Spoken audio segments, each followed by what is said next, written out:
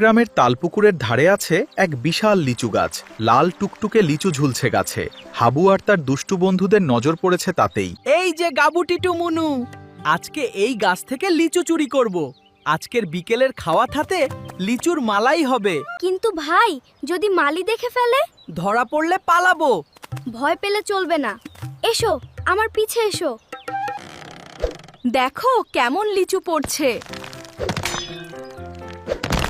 আরে, হাবু পড়ে গেল। কে ওখানে? দাঁড়া, দাঁড়াতে বলছি। চুরি করিস? আমার বাগান থেকে লিচু চুরি করিস? দৌড়াও রে, সবাই দৌড়াও। ঘেউ ঘেউ ঘেউ ঘেউ।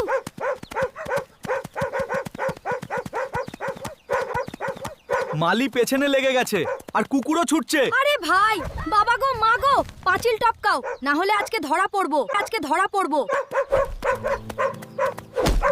হায় আল্লাহ, আজ বেঁচে গেলাম কোনো মতে।